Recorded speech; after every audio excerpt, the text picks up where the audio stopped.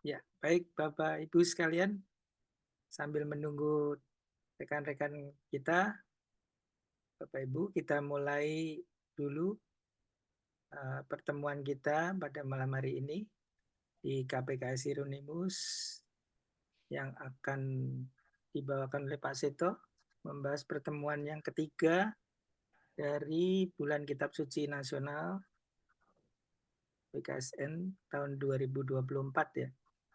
Yang pertemuan ketiga ini dengan subjudul menjadi manusia yang benar supaya tidak mengalami hukuman, dari Habakuk 2 ayat 1 sampai 5. Bapak Ibu, kita buka pertemuan malam hari ini dengan doa yang akan dibawakan oleh Pak Agus. Silakan Pak. Mari kita berdoa, kita awali dengan tanda kemenangan Kristus dalam nama Bapa dan Putra dan Roh Kudus. Amin. Bapak, kembali malam ini kami diajak oleh tim KPKS untuk belajar bersama dalam rangka PKSN tahun 2024. Kami belajar bersama dibimbing oleh Pak Seto Marsudi. Terima kasih pada Pak Seto dan kami bersyukur padamu telah kau gerakkan Pak Seto untuk selalu menambah motivasi kami, ingin tahu persis apa yang kira-kira bisa kami sampaikan kepada warga mengenai PKSN 2024. Bukalah mata hati kami agar kami dapat mendengarkannya dengan benar, membawanya dalam doa, dan melakukannya dalam hidup kami sehari-hari. Semuanya ini kami persembahkan melewat perantaraan Putramu, Yesus Tuhan kami. Di dalam namanya kami berdoa, amin. Dalam nama Bapa dan Putra dan Roh Kudus. Amin. Saya kembalikan ke Pak Narto, silakan. Baik, terima kasih Pak Agus. Baik Bapak Ibu sekalian, mari kita dengarkan pengajaran dari Pak Seto. Silakan Pak. Iya, terima kasih Pak. Selamat malam Ibu Bapak semua. Malam Pak. Kalau kita lihat buku panduan, lalu pertemuan yang ketiga itu kan mengambil bahan dari Habakuk bab 2 ayat 1 sampai dengan 5. Gitu kan ya. Kecuali Bogor ya, Bogor beda, Bogor membuat sendiri. Coba kita lihat teksnya ya, kita lihat teksnya. Aku mau berdiri di tempat pengintaianku dan berdiri tegak di menara. Aku mau meninjau dan menantikan apa yang difirmankannya kepadaku dan apa yang akan dijawabnya atas pengaduanku. Lalu Tuhan menjawab aku, demikian. Tuliskanlah penglihatan itu dan ukirkanlah itu pada loh-loh batu, supaya orang sambil lalu dapat membacanya. Sebab penglihatan itu masih menanti saatnya, tetapi ia bersegera menuju kesudahannya dengan tidak menipu. Apabila berlambat-lambat, nantikanlah itu, sebab itu sungguh-sungguh akan datang dan tidak akan bertangguh. Sesungguhnya orang yang membusungkan dada tidak lurus hatinya, tetapi orang benar itu akan hidup oleh percayanya. Orang sombong dan kianat, dia yang melagak, tetapi ia tidak akan tetap ada. Ia mengangakkan mulutnya seperti dunia orang mati, dan tidak kenyang-kenyang seperti maut. Sehingga segala suku bangsa dikumpulkannya dan segala bangsa dihimpunkannya. Nah, kalau hanya membaca teks ini, Bapak Ibu bisa langsung paham.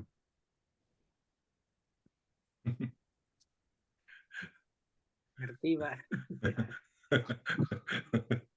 Ya tahu, Nahum nunggu mau berdiri di menara, mau nunggu di menara, menunggu jawaban Tuhan atas keluhannya.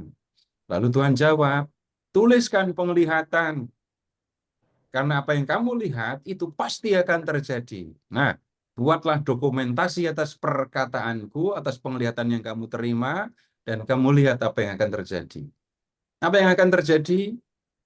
Orang yang membusungkan dada tidak akan lurus hatinya, tetapi orang benar itu akan hidup oleh percayanya. Terus, orang khianat, orang yang melagak, tidak akan tetap ada. Stop di situ. Tapi apa yang dimaksudkan oleh Nabi, ya tetap menjadi sesuatu yang gelap kalau hanya membacanya sampai di situ. Nah, begini, seorang Nabi itu kan berbicara kepada orang atau kelompok orang tertentu yang tinggal di tempat tertentu pada zaman yang tertentu pula. Nah, kalau membaca kitab Habakuk, petunjuk tentang zaman Nabi itu ada, tetapi sedikit sekali dan harus ya kita mencari pemahaman lebih lanjut. Nah, sekarang begini, petunjuk tentang zaman Nabi itu bernubuat itu hanya Bapak Ibu ditemukan di bab 1 ayat 6. Hanya itu petunjuknya.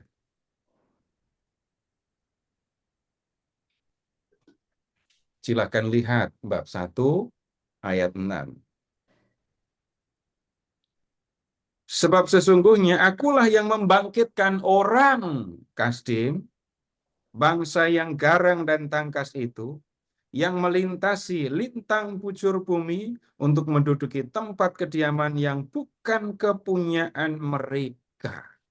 Bangsa itu dahsyat dan menakutkan. Orang Kasdim atau bangsa Kasdim. Nah, siapa mereka? Harus cari lagi.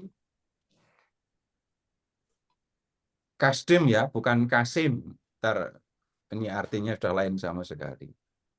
Nah, petunjuk tentang orang Kasdim, siapa orang Kasdim itu, Bapak Ibu akan temukan di 2 Raja, bab 25, ayat 13. Silahkan diperiksa ya.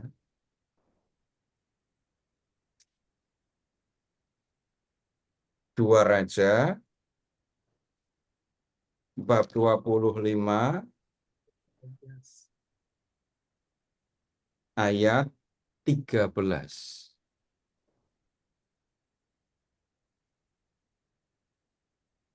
Udah ketemu?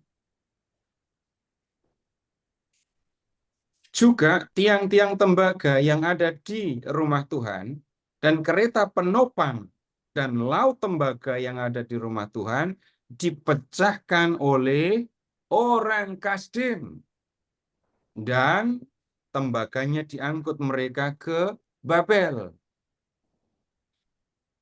Orang Kasdim. Jadi Kasdim bicara tentang orang, tentang bangsa. Sedangkan Babel itu bicara tentang tempat. Ya, tempat.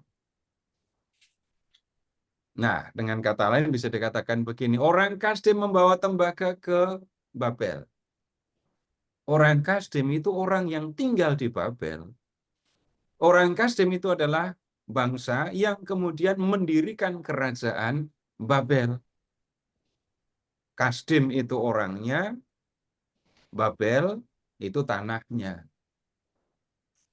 Kalau dalam bahasa Indonesia kita nggak menemukan gejala yang seperti itu ya. Tetapi begini, ambil contoh, Bapak Ibu mungkin ketemu contoh di tempat yang lain ya. Di India bagian selatan, di bagian ujung itu ada negara bagian namanya negara bagian Kerala.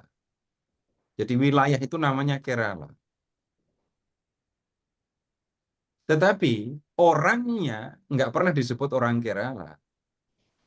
Mereka disebutnya Pak Malayali. Bahasanya Malayalam gitu. Di sini kita nggak ketemu gejala yang seperti itu. Jadi wilayahnya namanya Babel, penduduknya Kasdim. Lebih lanjut bisa dikatakan, nah Kasdim itu menunjuk pada kerajaan Babel. Itu urutan memahami Kasdim ya. Jadi dari Habakuk bab 1 ayat 6, terus acuannya ke 2 Raja 25 ayat 13. Nah, di kitab Habakuk tadi dikatakan bahwa Tuhanlah yang menggerakkan orang Kasdim. Itu artinya sama dengan Tuhan yang menggerakkan Yahweh yang menggerakkan kerajaan Babel.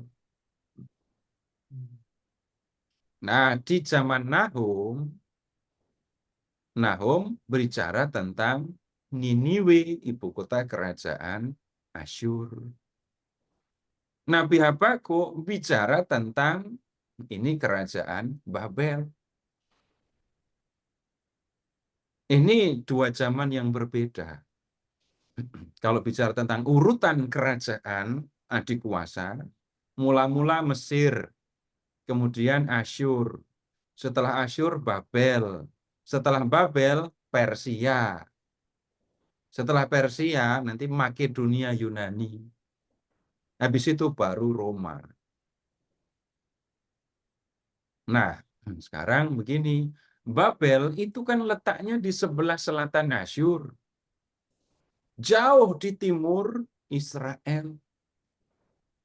Lalu mengapa Habakuk bicara tentang orang Kasdim, kerajaan Babel?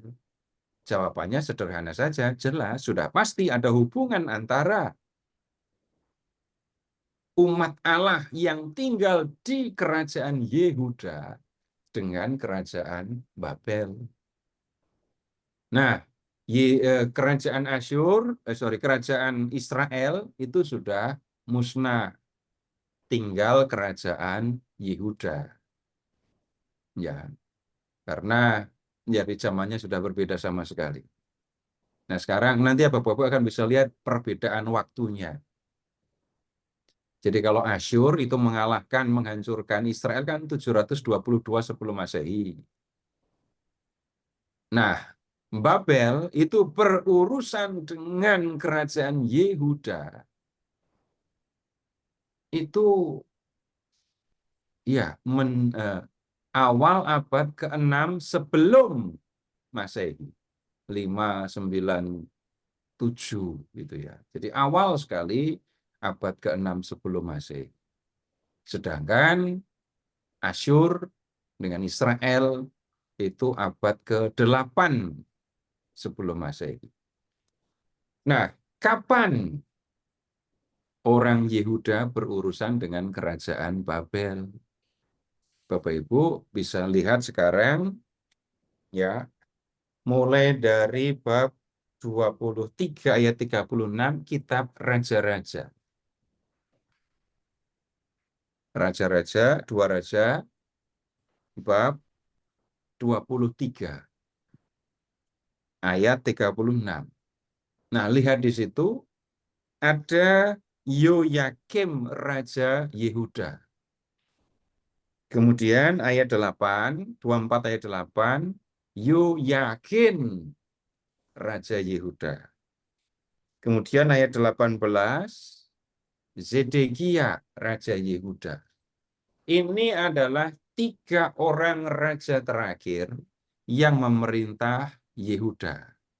Yoyakim, Yoyakin, dan Zedekia. Nah, kalau kita mau melihat interaksi Yehuda dengan Babel, mulainya dari Raja Yoyakim itu. Sekarang lihat ya, 23 ayat 36, 2 Raja, 23 ayat 36. Yoyakim berumur 25 tahun pada waktu ia menjadi raja dan 11 tahun lamanya ia memerintah di Yerusalem. Ia melakukan apa yang bisa di mata Tuhan tepat seperti yang dilakukan oleh nenek moyangnya. Kemudian lihat juga ayat 3, 24 ayat 3. Ini ngomongin kejahatan Yoyakim ya. Sungguh hal itu terjadi kepada Yehuda sesuai dengan titah Tuhan untuk menjauhkan mereka dari hadapannya karena dosa-dosa Manasye. Manasye itu ya leluhur dari Yoyakim. Kemudian belum selesai, setimpal dengan segala yang dilakukannya dan juga oleh karena darah orang yang tidak bersalah yang telah ditumpahkannya, sebab ia telah membuat Yerusalem penuh dengan darah orang yang tidak bersalah. Tuhan dan Tuhan tidak mau mengampuninya. Yoyakim melakukan kejahatan seperti yang dilakukan Manasye, penyembahan berhala. Dan kemudian dia melakukan banyak kejahatan yang mengakibatkan kematian banyak orang di Yerusalem. Kalau raja sampai membunuh rakyat, umumnya itu terjadi karena perampasan atau keserakahan rajanya. Yoyakim dilihat sebagai raja yang jahat. 24 ayat 1. Dalam zamannya, majulah berperang Nebukadnezar Raja Babel, lalu Yoyakim takluk kepadanya 3 tahun lamanya.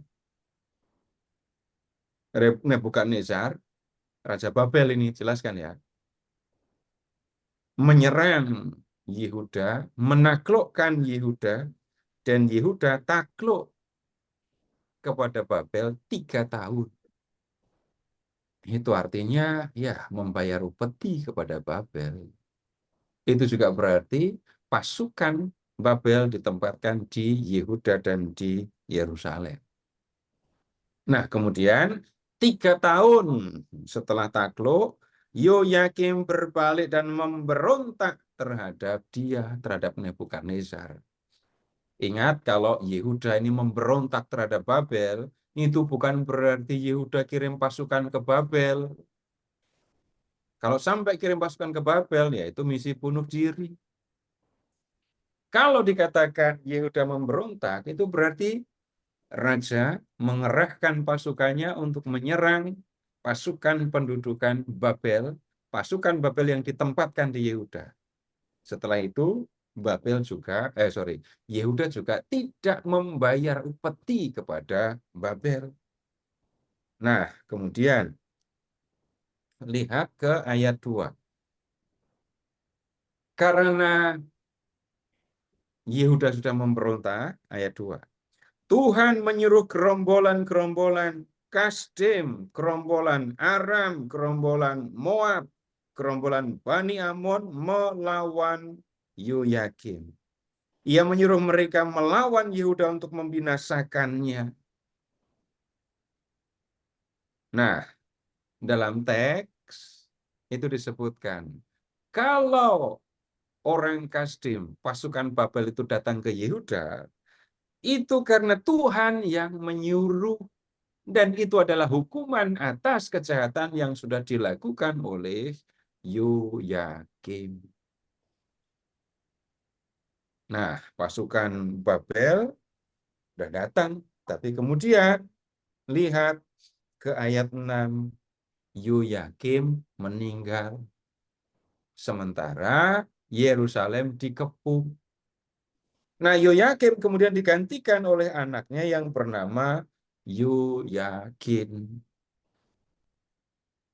Nah, tentang Yoyakin, lihat 24 ayat 9.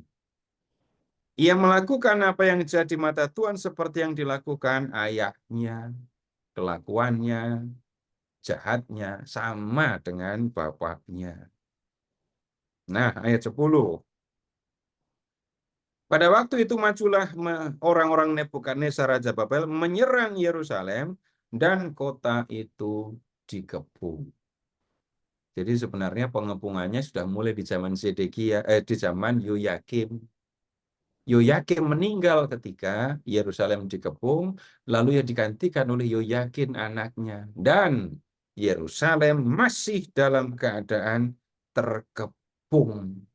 Ayat 10 bicara tentang pengepungan itu. Nah, Yoyakin itu mengambil sikap untuk menyelamatkan bangsanya.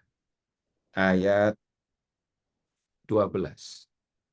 Lalu keluarlah Yoyakin, Raja Yehuda mendapatkan Raja Babel. Ia sendiri, ibunya, pegawainya, pembesarnya, pegawai istananya. Kemudian, lihat, Raja Babel menangkap dia pada tahun yang ke-8 dari pemerintahannya. Jadi mengepungnya lumayan lama ini ya. Kemudian, lihat yang berikutnya. 13 itu Yerusalem, istana, bait Allah dijarah oleh pasukan Babel. Emas, perak diambil. Kemudian ayat 14. Ia mengangkut seluruh penduduk Yerusalem ke dalam pembuangan. Semua panglima dan semua pahlawan yang gagah perkasa, 10.000 orang tawanan. Juga semua tukang dan pandai besi. Tidak ada yang tinggalkan kecuali orang lemah dari negeri. Ia mengangkut Yoyakin ke dalam pembuangan ke Babel.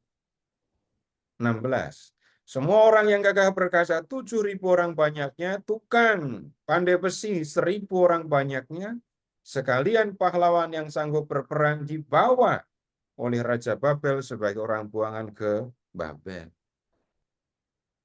Nah, kalau dalam sejarah Perjanjian Lama, Bapak Ibu, ini disebut pembuangan pertama karena nanti ada pembuangan kedua, ya. Kalau bicara tahunnya, ini tahun 597 sebelum Masehi. Nah, kemudian ayat 17, Raja Babel mengangkat orang, jadi saudara dari Yoyakim, paman dari Yoyakin, menggantikan Yoyakin jadi raja. Jadi orang itu awalnya namanya Matania, tapi kemudian ganti nama menjadi Sedekia. Nah, tentang Sedekia dikatakan di 24:19. Ia melakukan apa yang jahat di mata Tuhan seperti yang dilakukan Yoyakim. Nah, kemudian mula-mula ini Sedekia tunduk kepada Babel. Tapi lihat ayat terakhir, ayat 20 ya, dari bab 24, kalimat terakhir. Zedekia memberontak terhadap Raja Babel. Nah, yang kemudian terjadi 25 ayat 1, menanggapi pemberontakan Yehuda. Pada tahun ke-9 dari pemerintahannya, bulan ke-10, tanggal 10 bulan itu, datanglah Nebukadnezar Raja Babel dengan segala tentaranya menyerang Yerusalem. Ia berkemah mengepungnya dan mendirikan tembok pengepungan sekelilingnya. Demikianlah kota itu terkepung sampai tahun yang ke-11 zaman Sedekia. Bapak Ibu lihat ayat 1 ya. Pengepungan itu dimulai di tahun ke-9 pemerintahan Nebukadnezar. Dan berlanjut sampai tahun ke-11 pemerintahan Nebukadnezar. Itu artinya, ya, 2 tahun Yerusalem dikepung oleh Babel. Akibatnya, kelaparan melanda kota Yerusalem. Bahkan raja pun tidak bisa bertahan. Jadi ingat ketika Samaria dikepung, ketika terjadi kelaparan hebat, maka yang bisa terjadi, orang makan kotorannya sendiri, kotoran merpati, makan anaknya, gitu ya. Itu kelaparan yang dahsyat. Yerusalem selama 2 tahun dikepung. Nah, raja nggak bisa bertahan. Ayat 3. Pada tanggal 9 bulan ke-4 ketika kelaparan sudah merajalela di kota itu dan tidak ada lagi makanan pada rakyat negeri, maka dibelah oranglah tembok kota itu dan semua tentara melarikan diri malam-malam melalui pintu gerbang antara kedua tembok yang ada dekat taman raja. Sekalipun orang Kasdim mengepung kota itu sekeliling. Jadi orang-orang pada melarikan diri meninggalkan kota. Ini risiko sangat tinggi. Dan raja menghadapi risiko itu.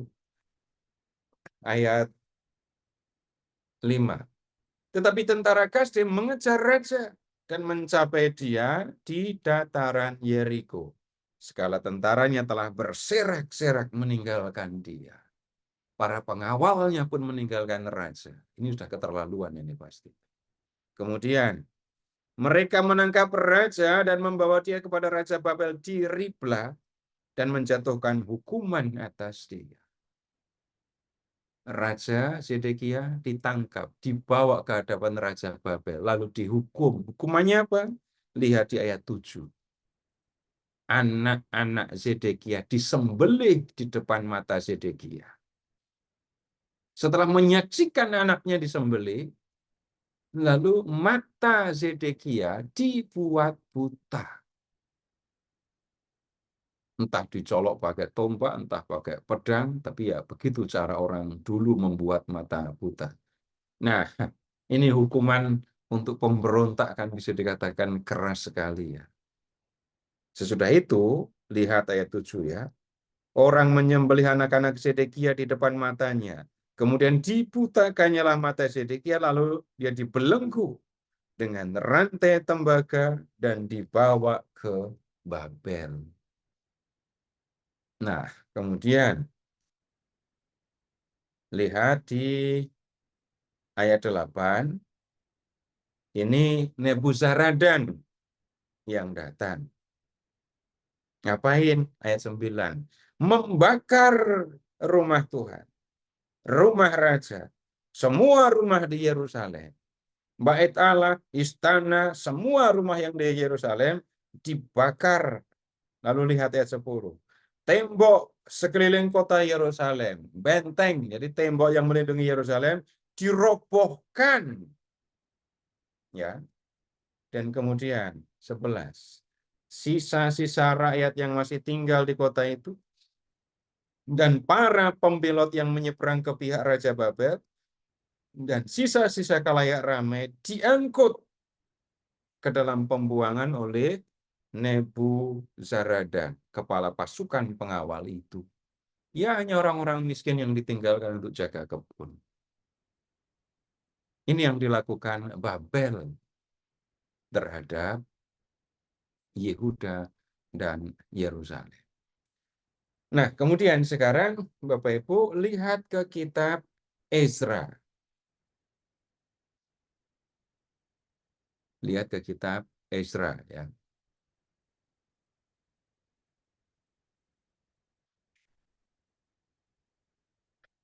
Pada bab 1, Ezra bab 1 mulai dari ayat 1. Pada tahun pertama zaman Kores, raja negeri Persia, Tuhan menggerakkan hati Kores raja Persia untuk menggenapkan firman yang diucapkan oleh Yeremia sehingga disiarkan di seluruh kerajaan Kores secara lisan dan tulisan pengumuman ini. Beginilah perintah Kores raja Persia, segala kerajaan di bumi telah dikaruniakan kepadaku oleh Tuhan semesta langit.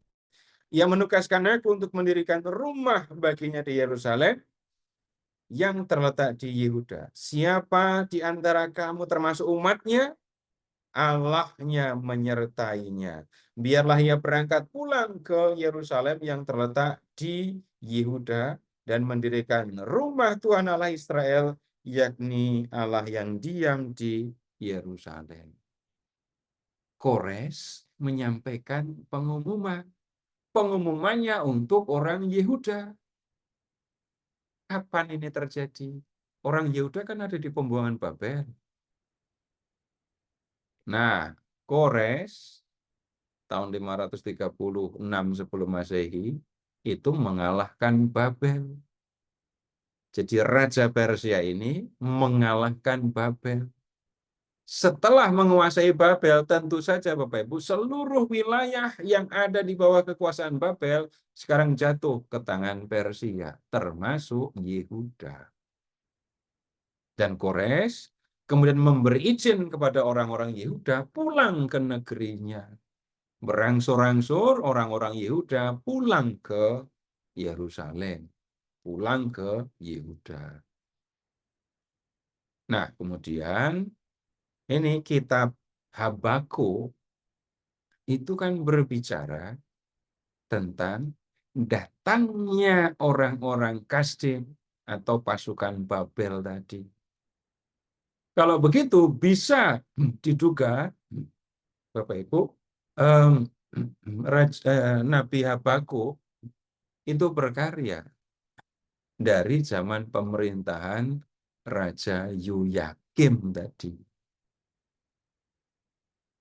Nabi Habakuk melihat kejahatan, melihat dosa, melihat ya penganiayaan yang dilakukan kepada orang-orang lemah di Yehuda. Dan itu menjadi jelas terjadinya sejak atau yang dilihat oleh Nabi Habakuk ya di zaman Raja Yoyakim itu. Baik, Bapak Ibu, ini latar belakang nubuat Habakuk. Kalau ada yang perlu diklarifikasi, silahkan disampaikan. Ngomong saja, ini orangnya sedikit aja kok. Bicara saja, buka kamera, bicara, kita diskusi, gitu saja. Jangan sampai berhadapan gini tapi seolah-olah anonim. Oh, Pak Seto, tadi kalau ada yang saya tanya, Pak. Kalau tadi Bapak bilang urutannya yang berkuasa di Timur Tengah itu kan Mesir, lalu diganti orang Asyur, lalu diganti orang Babel, lalu Persia, orang Midian, yang terakhir orang Romawi, Pak ya. Itu kalau orang Asyur itu identik dengan orang Syria dan orang Babel identik dengan orang Irak nggak, Pak? Kan akhirnya Persia yang menang. Buka peta dulu, Pak. Buka peta. Buka peta. Ya, cari peta dunia zaman purba. Atau dunia kitab kejadian atau dunia para bapak bangsa.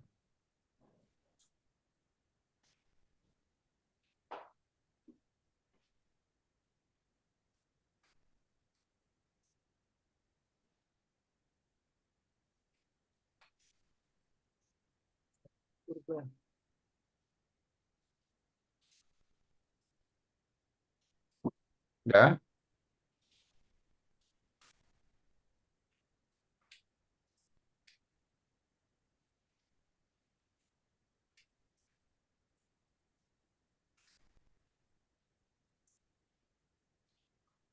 Ya, kalau udah ketemu petanya, dunia zaman purba.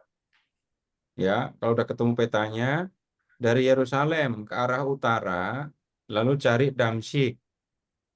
Itu Syria. Itu kerajaan Syria atau Aram. Ibu kotanya Damsyik. Lalu ke arah timur. Ikuti sungai Efrat dan Tigris. Lalu lihat di bagian utara, ada kerajaan Asyur kan? Lalu ada kota Niniwe di pinggir kali itu. Lalu di selatan, itu ada kerajaan Babel. Ibu kotanya kota Babel. Lalu ke arah timur lagi. Dari Babel ke timur. Kita ketemu dengan kota Susan. Susan itu ibu kota kerajaan Elam atau Persia. Ya, dari Susan ke arah utara ada kota Ekbatana, itu ibu kota kerajaan Media. Itu yang dimaksudkan atau sudah jelas atau belum?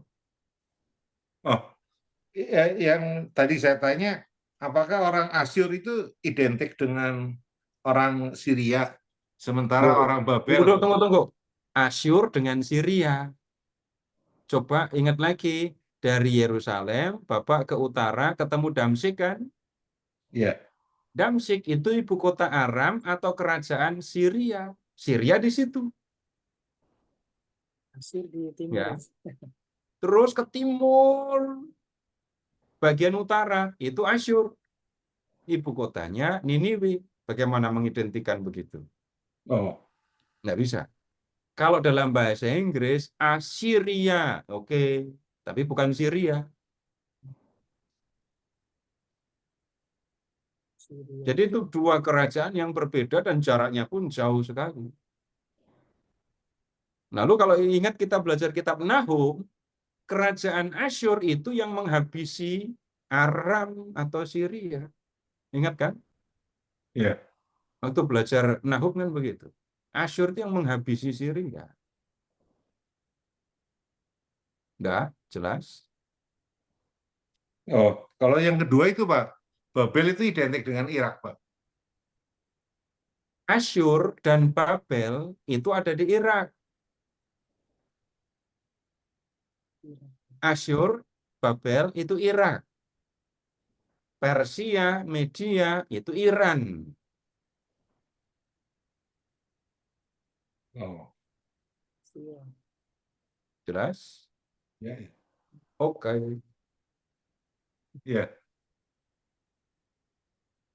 Silahkan yang lain sebelum masuk ke teks. Harus terima kasih, jelas Pak. dulu. Malam, Pak. Ya. Boleh, Pak.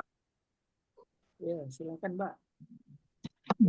Itu, Pak, yang di 2 Raja 24 ayat 3 itu, mengapa ya disebutkan dosa-dosa Manasye? Padahal kan yang jahat kan bukan hanya Manasye, Pak. Dibaca lengkap, Ada Pak. Kalimatnya apa? Dua Raja. sungguh hal itu terjadi kepada Yehuda sesuai dengan titah Tuhan untuk menjauhkan mereka dari hadapannya oleh karena dosa-dosa Manasye, setimpal dengan segala yang dilakukannya. Terus, Dan juga oleh karena darah orang yang tidak bersalah yang telah ditumpahkannya, sebab ia telah membuat Yerusalem penuh dengan darah orang yang tidak bersalah, dan Tuhan tidak mau mengampuninya. nah yang kedua, darah orang bersalah yang ditumpahkannya. Nyanya itu Manasye atau Yoyakim? Mana sih? Oh, tunggu dulu. Coba perhatikan lebih lanjut.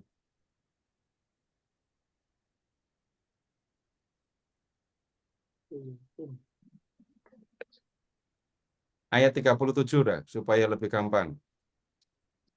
23-37. Ia melakukan apa yang jahat di mata Tuhan, tepat seperti yang dilakukan oleh nenek moyangnya. Nah, nenek moyangnya yang berlaku jahat itu siapa? Manasye. Pasti bukan Yosia. Yosia nggak akan disebut orang jahat. Manasye dosanya memang ekstrim. Ya. Kalau Amon dan Yoahas itu juga jahat kan, Pak? Iya, Bapak pernah membaca membandingkan kejahatannya? Belum sempat. Nah, itu yang harus dilihat. Hmm. Manasye ekstrim. Hmm. Apa yang dilakukan Manasye? Ia mempersembahkan anaknya sebagai korban dalam api, melakukan ramal dan telah menghubungi para pemanggil arwah dan pemanggil roh peramal. Ia melakukan banyak yang jahat di mata Tuhan sehingga menimbulkan sakit hatinya. Ia menaruh juga patung Asyera yang telah dibuatnya dalam rumah. Walaupun sehubungan dengan rumah itu Tuhan telah berfirman kepada Daud dan kepada Salomo anaknya. Dalam rumah ini dan di Yerusalem yang telah kupilih di antara segala suku Israel, aku akan menaruh namaku untuk selama-lamanya. Ia mendirikan bukit-bukit pengorbanan yang telah dimusnahkan oleh Hizkia ayahnya. Ia membangun mesbah-mesbah untuk Baal, membuat patung untuk Asyera, seperti yang dilakukan Ahab Raja Israel, dan sujud menyembah kepada segenap tentara langit, beribadah kepadanya, dan seterusnya. Amon, ia melakukan apa yang jahat di mata Tuhan seperti yang telah dilakukan Manasye ayahnya. Ia hidup seperti ayahnya dahulu sambil beribadah kepada berhala-berhala yang disembah ayahnya dan sujud menyembah kepada mereka. Ia meninggalkan Tuhan Allah nenek moyangnya dan tidak hidup menurut kehendak Tuhan. Itu Amon. Kemudian Yoahas.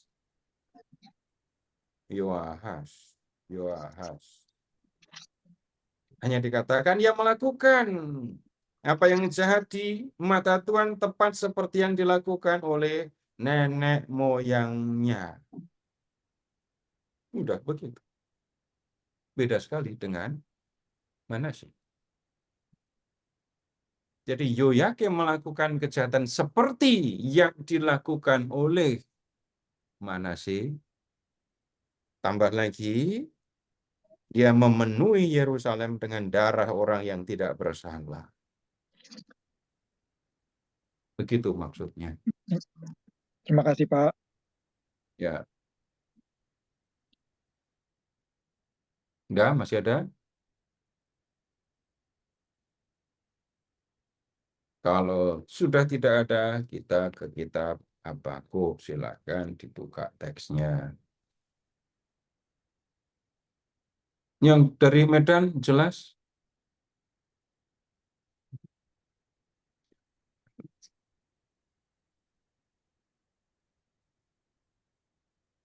Nah, sekarang ke kitab Habakuk. Ada berapa bab?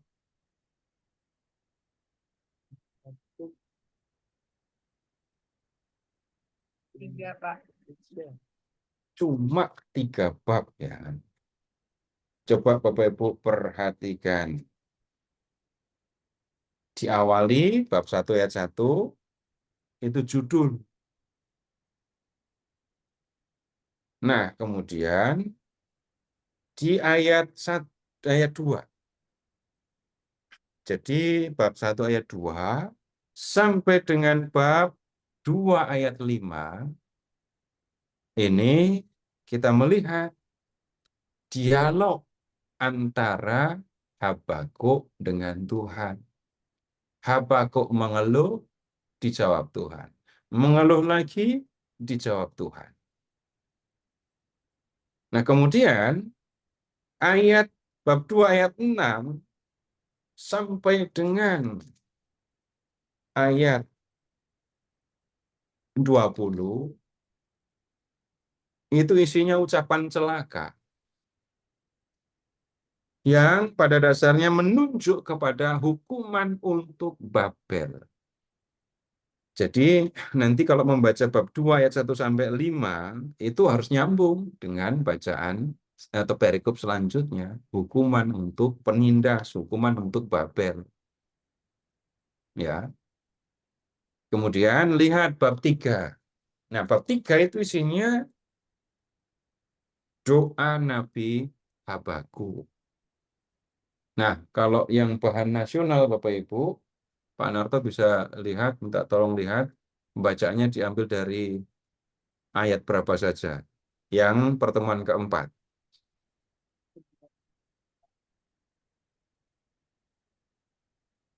Pertemuan keempat itu Habakuk bab 3, ayat berapa? 16 sampai 19, Pak. 16 sampai 19. 16 sampai 19. Coba lihat ayat 16 dah.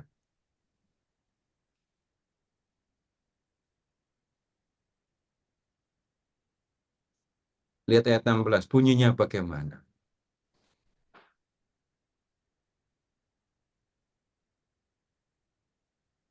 Ketika aku mendengarnya, gemetarlah hatiku mendengar bunyinya, bergetarlah bibirku. Rasa nyeri masuk ke dalam tulang-tulangku, dan langkah kakiku gemetar. Dengan tenang akan kunantikan hari kesusahan yang akan menimpa bangsa yang menyerang kami. Baris pertama. Ketika mendengarnya, gemetarlah hatiku. Ketika aku mendengarnya, yang didengar oleh Habakuk itu apa? Mustahil kita bisa tahu tanpa membaca mulai dari ayat 1. Ya kan? Nah, tapi itu diskusi kita minggu depan ya. Nah, yang sekarang kita akan lihat itu ya bagian pertama dari nubuat Habakuk ini. Sekarang Bapak Ibu balik ya ke bab 1 mulai dari ayat 2 tadi. Dan ingat, Nabi Habakuk berkarya di Yehuda di zaman pemerintahan Yoyakim. Sekarang, bab 1 ayat 2 sampai dengan 4. Berapa lama lagi Tuhan, aku berteriak tetapi tidak kau dengar. Aku berseru kepadamu penindasan tetapi tidak kau tolong. Mengapa? Engkau memperlihatkan kepadaku kejahatan sehingga aku memandang kelaliman. Ya, Aniaya dan kekerasan ada di depan mataku, perbantahan dan pertikaian terjadi. Itulah sebabnya hukum kehilangan kekuatannya dan tidak pernah muncul keadilan. Sebab orang fasik mengepung orang benar. Itulah sebabnya keadilan muncul terbalik. Lihat ayat 3. Mengapa engkau memperlihatkan kepadaku kejahatan? Mengapa Tuhan memperlihatkan kepada Habakuk kejahatan? Sehingga aku, Habakuk, memandang kelaliman, memandang orang berbuat lalim. Ya, aniaya dan kekerasan ada di depan mataku.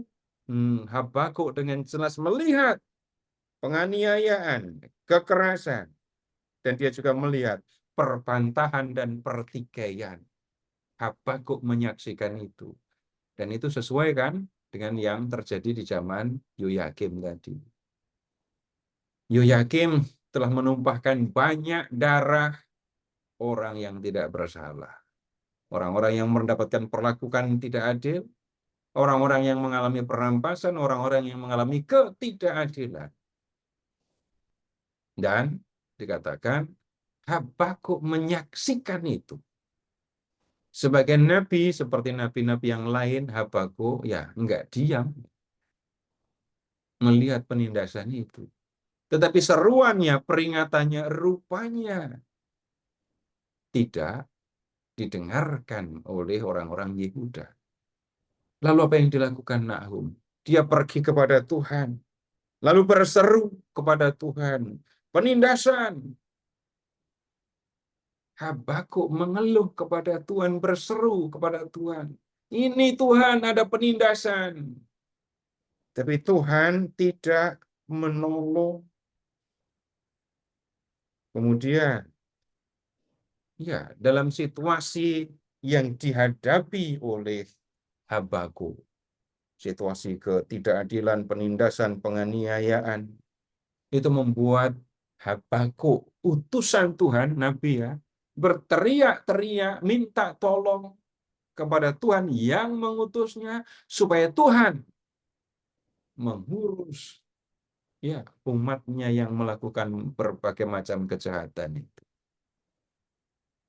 Tetapi Habakuk merasa seruannya tidak didengarkan, permintaannya tidak diperhatikan oleh Tuhan.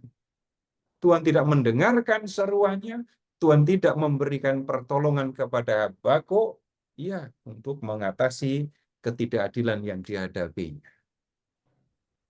Kemudian sekarang lihat Bapak Ibu bagaimana Tuhan menanggapi keluhan Habakuk. Ayat 5.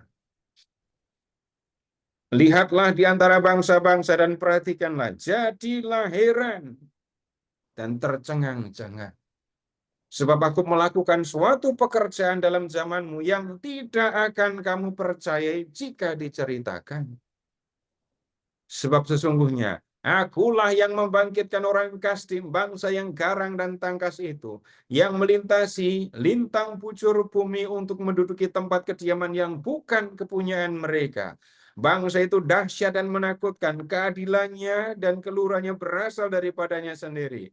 Kudanya lebih cepat daripada macan tutul, dan lebih ganas daripada serigala pada waktu malam. Pasukan berkudanya datang menderak, dari jauh mereka datang, terbang seperti Raja Wali yang menyambar. Seluruh bangsa itu datang untuk melakukan kekerasan. Serbuan pasukan depannya seperti angin timur, dan mereka mengumpulkan tawanan seperti banyaknya pasir. Raja-raja dicemoohkannya dan penguasa-penguasa menjadi tertawaannya. Ditertawakannya tiap tempat berkuku. Ditimbunkannya tanah dan direbutnya tempat itu. Maka berlarilah mereka seperti angin dan bergerak terus. Nah ini yang tolong diperhatikan juga. Demikianlah mereka bersalah dengan mendewakan kekuatannya. Apa maksud jawaban Tuhan terhadap keluhan Nabi? Yehuda sudah dipenuhi dengan kekerasan, kejahatan, penganiayaan, penindasan, dan seterusnya. Habakuk melihat Tuhan tampaknya diam. tidak mendengarkan teriakannya, tidak mendengarkan permohonannya. Tapi keluhan Habakuk langsung dijawab oleh Tuhan. Aku menggerakkan orang Kasdim. Orang Kasdim itu, ya, lihat, garang, tapi tangkas. Kemudian pasukannya itu luar biasa kuat. Jadi pasukannya besar jumlahnya dan terampil. Bapak Ibu lihat kavalerinya itu. Kudanya saja itu lebih cepat dari macan tutul larinya. Dan ganasnya lebih daripada serigala di waktu malam. Geraknya cepat sekali seperti Raja Wali yang terbang. Nah, kemudian lihat di ayat 9, bangsa ini kuat sekali. Tawanan dikumpulkan seperti banyaknya pasir. Dia mengalahkan banyak negeri dan membawa begitu banyak macam tawanan. Nah, Tuhan menggerakkan orang Kasdim untuk apa? Untuk menghukum orang Yehuda, umat Allah yang sudah berdosa tadi. Kemudian, sekarang begini, Nabi Habakuk itu juga merasakan bahwa dia adalah anggota umat Allah, ya. Dan dia melihat sejahat-jahatnya umat Allah. Itu kan lebih jahat orang Asyur. Kalau pakai perbandingan yang kasar, ya, orang-orang Asyur itu mengalahkan banyak negeri, menaklukkan banyak negeri, berarti membunuh banyak orang, merampas begitu banyak bangsa. Yehuda nggak pernah begitu.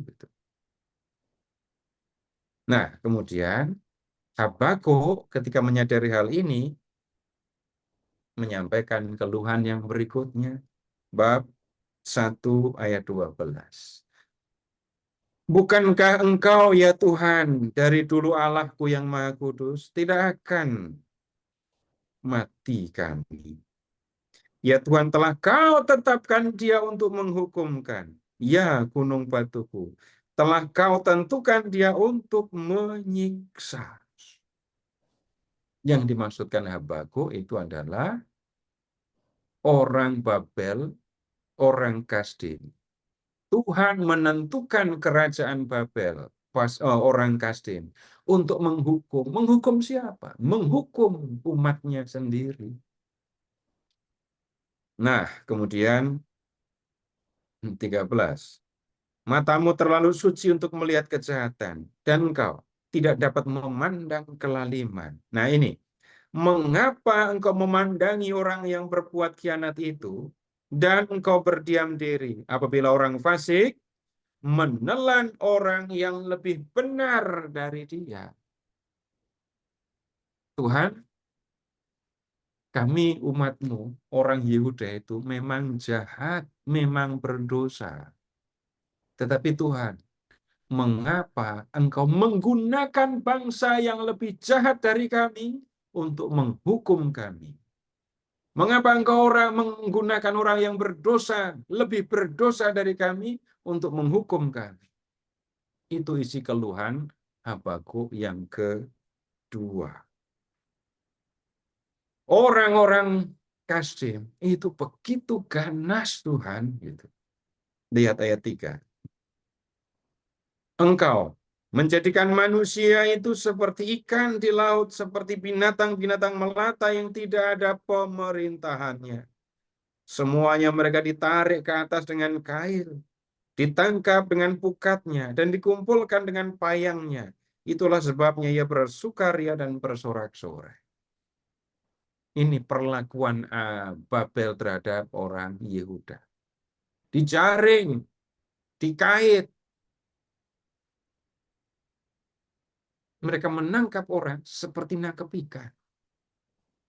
Itu rupanya Bapak Ibu di zaman kuno ada salah satu senjata yang melumpuhkan tapi tidak mematikan. Jala.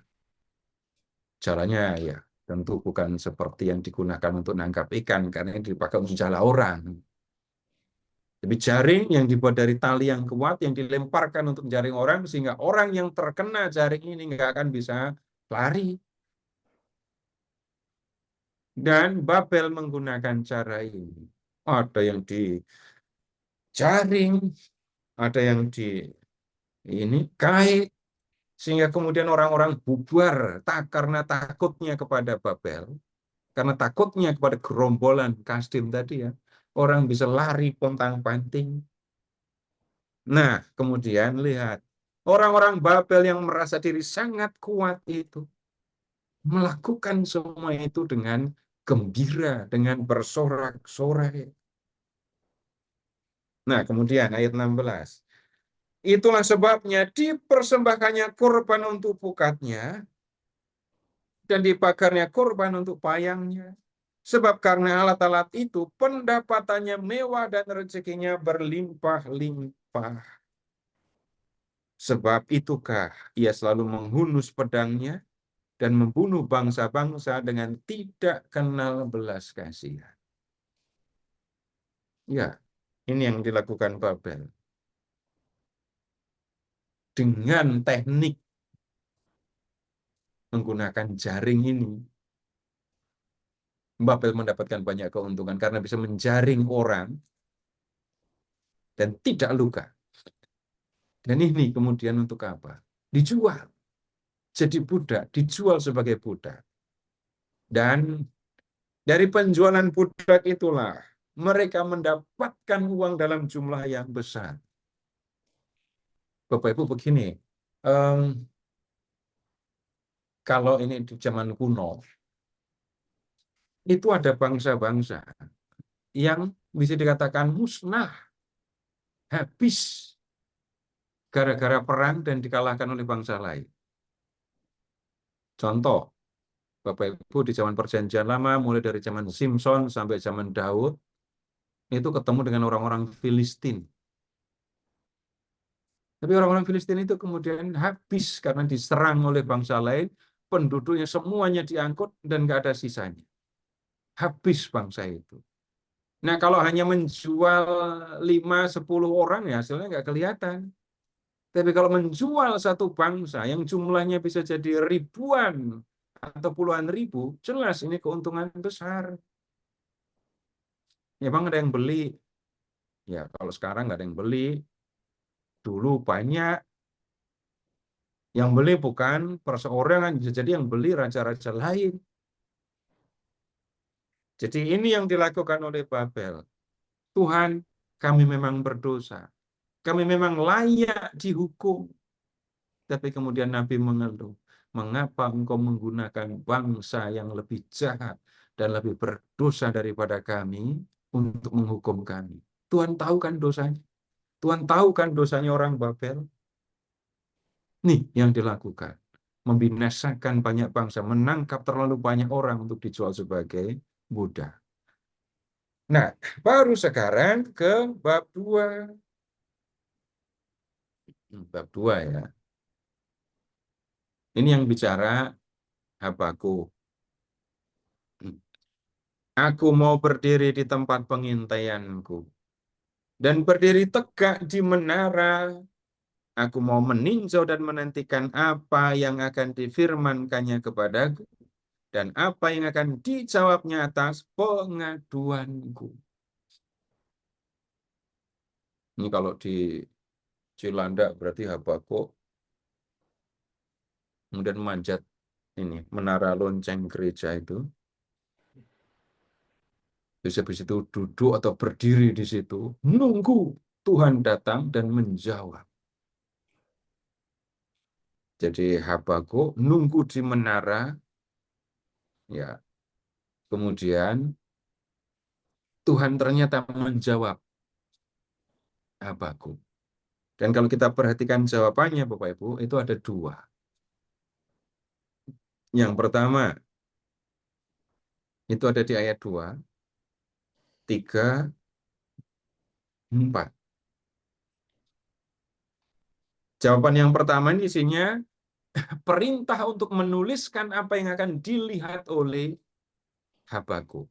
Jadi Tuhan akan menjawab keluhan Habakuk. Jawabannya berupa penglihatan, ya. Dan Habakuk diminta untuk menuliskan penglihatan itu. Kenapa kok ditulis? Ya, nulisnya juga di batu lagi. Supaya orang yang melewati tulisan itu dapat membacanya. Itu artinya tulisan yang dibuat oleh Habakuk itu harus ditempatkan di tempat keramaian. Orang lewat, membaca, dan mengerti. Tapi kemudian, mengapa Tuhan memberikan perintah untuk menulis dan membuat orang bisa membaca? Ini ungkapan kesungguhan Tuhan bahwa Dia benar-benar akan menjawab keluhan Habakuk. Jadi tuliskan ini. Gini aja lah. Bapak Ibu pernah nggak berjanji? Dan untuk mengungkapkan kesungguhan janji itu, Bapak Ibu menuliskannya. Itu ibaratnya seperti itu. Jadi Tuhan berjanji, dan Tuhan minta janjinya ditulis. Gitu. Nah, apa yang dijanjikan Tuhan? Mulai dari ayat 4. Sesungguhnya orang yang membusungkan dada tidak lurus hatinya. Tetapi orang benar itu akan hidup oleh percayanya. Bapak Ibu, lihat ya.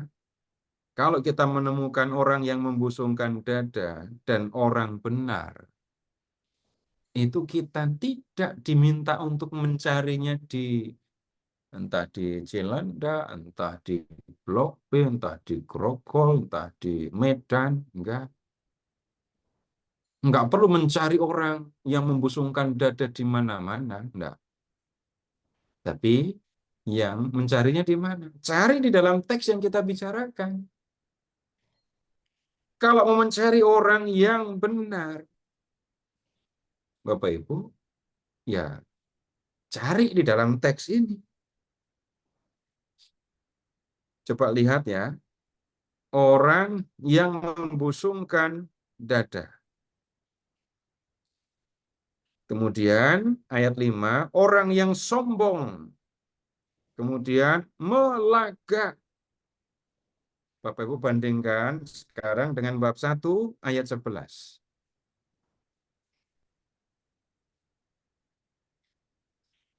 Bab 1 ayat 11. Maka berlarilah mereka seperti angin dan bergerak terus. Demikianlah mereka bersalah dengan mendewakan kekuatannya. Itu orang berlagak kan ya? Itu orang sombong. Itu orang yang membusungkan dada kan ya? Mendewakan kekuatannya. Jelas yang dimaksudkan itu adalah orang kasdik. Sebaliknya, ayat 5, 25. 24 masih orang 24. Orang yang benar itu akan hidup oleh percayanya. Sekarang lihat ke ayat 13. Bab 1 ayat 13. Matamu terlalu suci untuk melihat kejahatan dan kau tidak mau dapat memandang kelaliman. Mengapa engkau memandangi orang-orang yang berbuat khianat itu dan kau berdiam diri apabila orang fasik menelan orang yang lebih benar dari dia. Orang fasiknya itu Kasdim, orang benarnya itu Yehuda. Sama di 2 ayat 4. Orang benar itu menunjuk kepada Yehuda. Nah, lihat ke ayat 5. Jadi ayat 4 jelas ya. Orang yang membusungkan dada, kemudian yang dikatakan tidak lurus hatinya, itu orang Babel. Sedangkan orang benar itu adalah orang Yehuda. Tunggu dulu, belum selesai. Lalu ayat 5. Orang yang sombong dan khianat, dia yang melagak. Tetapi ia tidak akan tetap ada. Ia mengangakkan mulutnya seperti dunia orang mati, dan tidak kenyang-kenyang seperti maut, sehingga segala suku bangsa dikumpulkannya dan semua bangsa dihimpunkannya.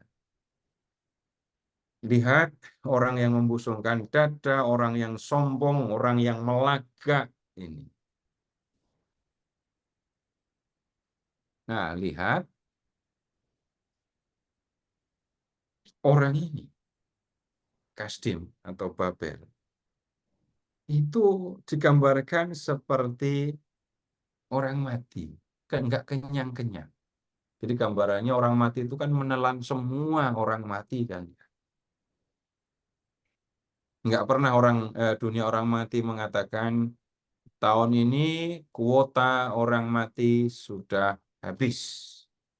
Jadi jangan mati dulu, atau kalau mati nggak akan masuk dunia orang mati. Nggak ada kalimat seperti itu. Terus saja ada orang mati ya ditangkap, ditelan oleh dunia orang mati. Babel kayak gitu. Menelan, mengalahkan begitu banyak bangsa, menampung, menjual begitu banyak tawanan, dan nggak ada kenyang-kenyangnya. Tetapi ya, Babel yang berlaku seperti itu tidak akan seterusnya ada. Sekarang melompat ke bab 2 ayat 6. Celakalah orang yang menggaruk, kalimat kedua ya, bagi dirinya apa yang bukan miliknya. Berapa lama lagi? Dan yang memuati dirinya dengan barang gadaian. Bukankah akan bangkit dengan sekonyong-konyong mereka yang menggigit engkau, dan akan terjaga mereka yang mengejutkan engkau, sehingga engkau menjadi barang rampasan bagi mereka. Karena engkau telah menjarah banyak suku bangsa, maka bangsa-bangsa yang tertinggal akan menjarah engkau karena darah manusia yang tertumpah itu, dan karena kekerasan terhadap negeri, kota, dan seluruh penduduknya itu. Nah, di ayat 6 ini, Bapak Ibu, ucapan celakanya ditujukan kepada Babel. Kita sudah melihat Habakuk bicara tentang Babel dalam relasinya dengan Yehuda. Jadi nggak mungkin ini tiba-tiba ngomong Habakuk bicara tentang ya semua orang di segala bangsa, atau kalau menyebut orang di zaman itu tapi menyebut bangsa lain yang nggak ada urusan dengan Israel atau dengan Yehuda. Nah, lihat saja supaya lebih jelas. Ayat 8 ya. Karena engkau telah menjarah banyak suku bangsa, maka bangsa-bangsa yang tertinggal akan menjarah engkau. Engkau sudah menumpahkan begitu banyak darah. Engkau sudah melakukan begitu banyak kekerasan terhadap banyak kota dan banyak negeri. Karena itu, ya, bangsa-bangsa yang tertinggal akan menjarah engkau. Babel sudah menjarah banyak bangsa. Karena itu, Babel pun akan dijarah oleh bangsa-bangsa lain. Ini kita ketemu hukuman yang seimbang dengan kejahatan yang sudah dilakukan. Babel sudah menjarah banyak bangsa, maka hukumannya apa? Babel pun akan dijarah. Dalam peperangan, penjarahan itu tahap terakhir. Penjarahan itu tahap terakhir dalam perang. Tahap pertamanya apa? Pengepungan. Bangsa yang mengepung, pasukan yang mengepung akan berjaga di luar kota, mengelilingi tembok kota, sehingga dapat melihat siapapun yang keluar dari kota.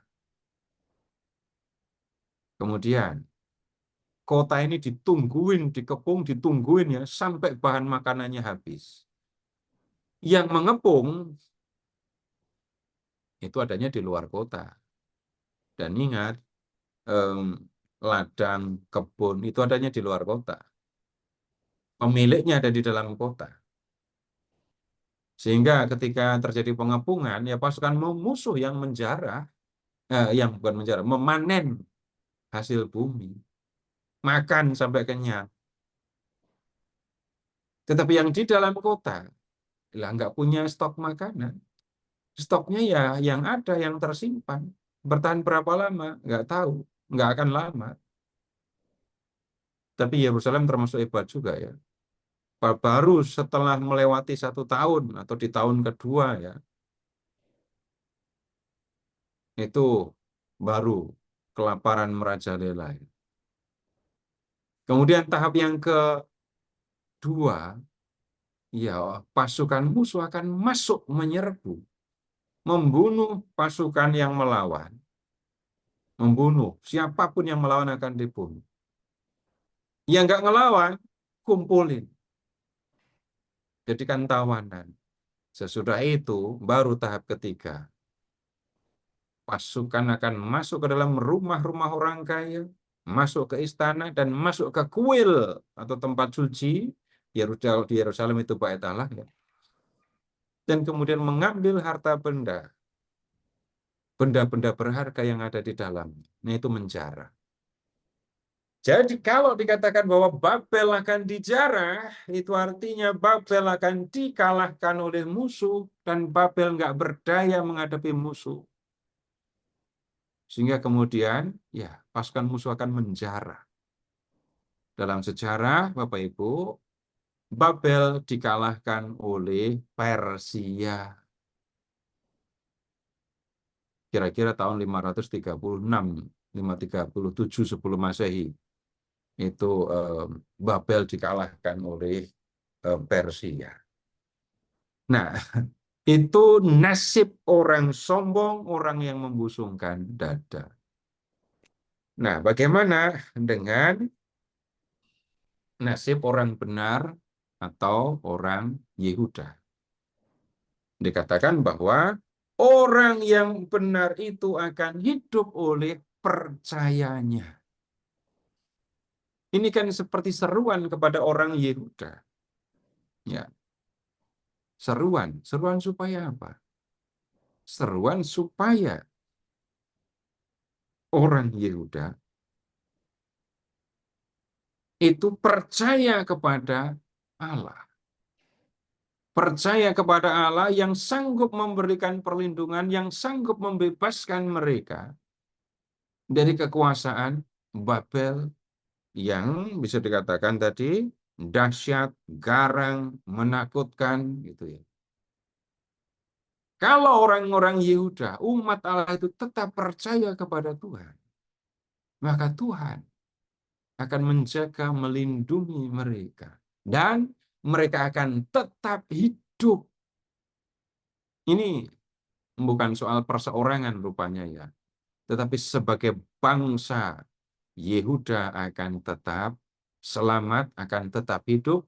Tidak akan mengalami seperti orang-orang utara, orang-orang Samaria yang dibuang lalu bercampur dengan bangsa-bangsa lain. Orang Yehuda diingatkan, kamu percaya kepada Tuhan. Dan kalau kamu percaya kepada Tuhan, kamu akan tetap hidup. Kamu akan terus ada sebagai bangsa. Nah, Bapak Ibu, itu yang kita lihat berkaitan dengan seruan atau keluhan Nabi Habakuk kepada Tuhan dan tanggapan Tuhan terhadap keluhan itu. Ini yang dilihat oleh Habakuk sebagai penglihatan, ya, sebagai jawaban Tuhan atas keluhan yang disampaikannya. Agak sulit ya membuat gambaran ini. Orang benar akan hidup oleh percayanya itu dalam penglihatan. Kita akan sulit mendapatkan ilustrasi, tapi Bapak Ibu, yang saya ceritakan ini tadi, itu bisa menjadi sebuah ya penglihatan. Maksudnya itu isi penglihatan. Babel akan dikalahkan karena sudah melakukan kesombongan. Orang Yehuda tetap percaya kepada Tuhan, maka mereka selamat. Baik, sampai di sini. Kalau ada yang perlu diklarifikasi, silakan.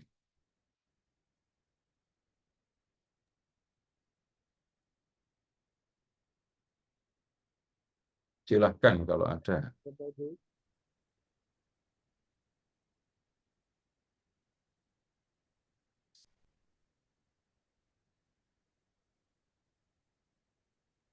Ada?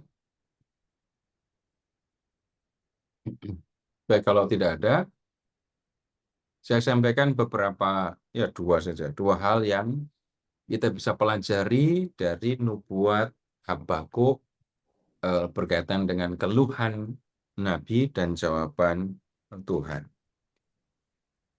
Orang bisa mengambil pesan-pesan yang lain, tapi saya sampaikan hal yang ya semoga sederhana dan bisa dipahami. Yang pertama, Tuhan mengingatkan bahwa orang akan hidup oleh percayanya. Iya, Tuhan ya, memilihkan umatnya untuk tetap percaya kepadanya, walaupun mereka menghadapi situasi yang sulit. Orang benar itu menjalani kehidupan sebagai orang yang memiliki hubungan dengan Allah. Ia memahami kehendak Allah dan hidup menurut kehendaknya. Itu orang benar, itu orang percaya. Terutama orang benarnya nih ya. Orang benar itu mengerti yang dikehendaki oleh Allah dan kemudian hidup mengikuti apa yang dikehendaki oleh Allah. Itu baru benar. Bukan orang yang hidup semaunya. Pengen berbuat apa, dia lakukan. Pengen melakukan ini, pengen melakukan itu, dia lakukan. Itu bukan orang yang benar. Orang yang benar itu memandang Allah sebagai sumber kebenaran. Kalau orang mau tahu yang benar dan yang tidak benar, maka dia akan menantikan, dia akan mencari apa yang dikehendaki oleh Allah. Dan kemudian dia akan hidup mengikuti apa yang dikehendaki oleh Allah itu. Kemudian, yang kedua, orang yang percaya itu menyerahkan hidupnya kepada Allah. Ia membiarkan Allah melakukan apa yang dikehendakinya. Dan orang yang percaya itu siap, sedia menerima semua yang diputuskan oleh Allah. Karena percaya kepada Allah, maka orang percaya itu akan bersedia melakukan apapun yang dikehendaki oleh Allah. Kepercayaan ini membuat orang selamat. Kenapa? Karena Allah memang memperhatikan orang-orang yang menyerahkan diri kepadanya. Bapak Ibu tolong ingat-ingat.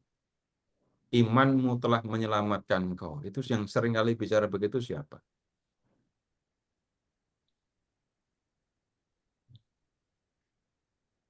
Pernah dengar ada orang yang sering ngomong gitu kan ya? Yesus. Jadi imanmu telah menyelamatkan engkau. Orang yang percaya itu menyerahkan semua kepada Allah, siap menerima keputusan Allah dan melakukan apa yang dikehendaki oleh Allah. Bukan penonton loh ya. Bukan penonton. Penonton itu hanya melihat apa yang dilakukan oleh Allah dan tidak terlibat. Hanya melihat, kagum, sudah. Orang percaya nggak begitu. Orang percaya akan melakukan apapun yang dikehendaki oleh Tuhan karena percaya. Tuhan akan melakukan yang paling baik untuk dirinya. Tidak seperti yang dipikirkan, bisa jadi, sering terjadi.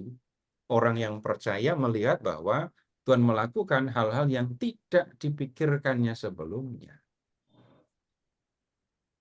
Nah, misalnya begini, orang-orang Yehuda yang diangkut ke pembuangan di Babel, itu tetap percaya kepada Tuhan dan Tuhan akan mengembalikan mereka ke negerinya. Nabi Yehezkiel itu menyaksikan bagaimana orang-orang Yehuda kehilangan pengharapan. Mustahil kita bisa pulang. Babel terlalu kuat bagi kita. Nggak mungkin kita bisa mengalahkan Babel. Nggak mungkin Babel runtuh. Kita cuma orang buangan. Nggak mungkin bisa mengalahkan Babel. Nggak mungkin bahkan bisa melarikan diri dari Babel. Kenapa? Mereka tinggal di Babel, ya. Untuk lari dari Babel ke Yehuda, itu sudah pekerjaan besar. Sementara itu di Yehuda ada pasukan pendudukan Babel. Tapi siapa yang menyangka Tuhan menggerakkan Kores, Raja Persia, untuk mengalahkan Babel, lalu menyuruh, memberi izin kepada orang-orang Yehuda pulang ke Babel. Orang yang putus asa, dan kemudian digambarkan kalau di kitab Nabi Yehezkiel itu ya, mereka seperti tulang kering di kuburan. Nggak mungkin bisa hidup lagi. Tapi yang mustahil itu dikerjakan oleh Tuhan. Orang Yehuda yang nggak ada harapan untuk pulang dari Babel, benar-benar dipulangkan oleh Tuhan. Dan Tuhan melakukan itu dengan menggerakkan Raja Persia yang bernama Kores itu. Nah, Bapak Ibu, sekarang begini, kita memang tidak berpikir untuk mengalami pembebasan seperti ya orang Yehuda dari Babel itu ya. Tapi kita menemukan hal yang kita bisa pelajari dan kita lakukan bersama. Orang benar dan orang percaya.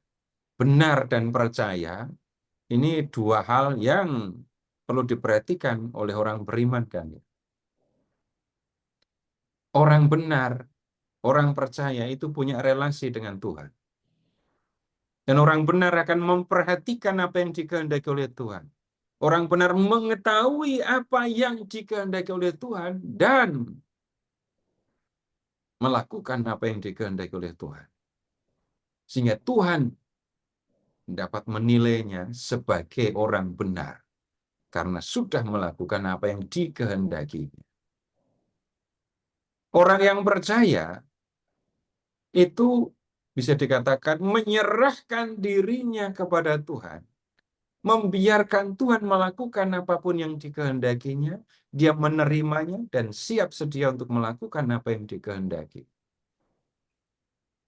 Persoalan yang seringkali kita hadapi, Tuhan menghendaki apa?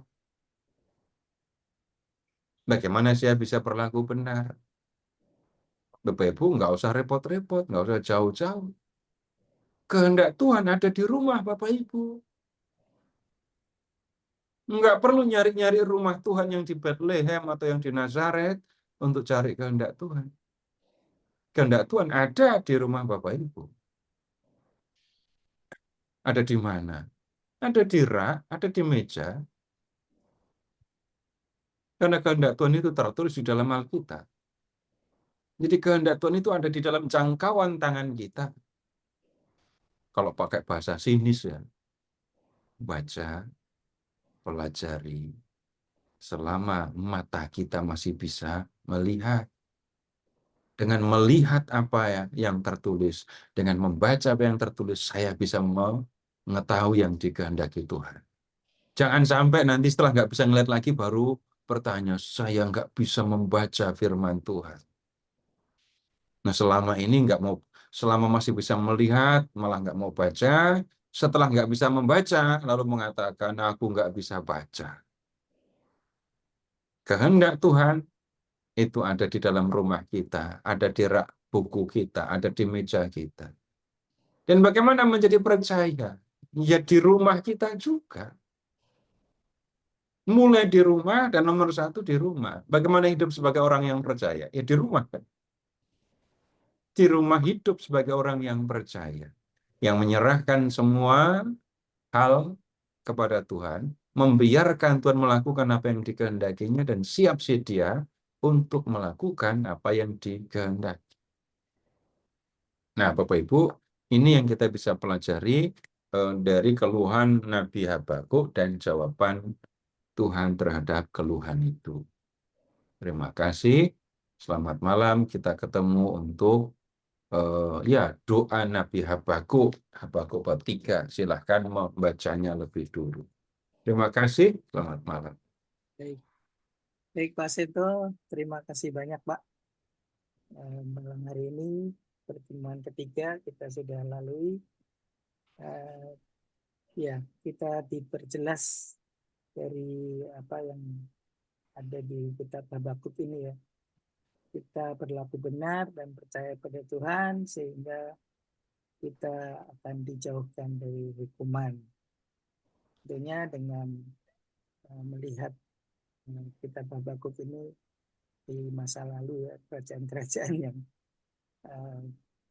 begitu seru ya, saling perang, saling mengambil apa ya, ada yang kesombongan, ada yang tingkah-tingkah yang kurang baik, dan kita melihat yang benarlah, yang percaya pada Tuhan itu yang akan mendapat keselamatan lepas dari hukuman. Baik Bapak Ibu, kita akan lanjut minggu depan di pertemuan yang keempat. Kita ikuti terus pengajaran dari Pak Seto. Kita tutup pertemuan malam hari ini dengan doa. Silakan Pak Agus. Mari Bapak Ibu kita tutup pertemuan kita dengan doa dalam nama Bapa dan Putra dan Roh Kudus. Amin. Bapak, akhirnya kita berpisah. Kita mencoba mendapatkan apa yang tadi disarankan oleh pengajar kami, Pak Seto Marsunu, agar ketika kita menjadi orang benar, kita benar karena kita beriman padamu, dan itu tidaklah jauh dari apa yang bisa kami jangkau semuanya, untuk membuka kitab suci, membaca, meresapkannya dalam hati, dan kami coba ungkapkan dalam doa dan lakukan dalam hidup kami sehari-hari. Semoga apa yang kami peroleh menjadi hikmat kami dan dapat kami bagi kepada orang-orang di rumah, di keluarga, di lingkungan, dan di wilayah. Semua ini kami panjatkan hanya dalam nama firman-Mu yang hidup, Yesus Tuhan penebus kami. Amin.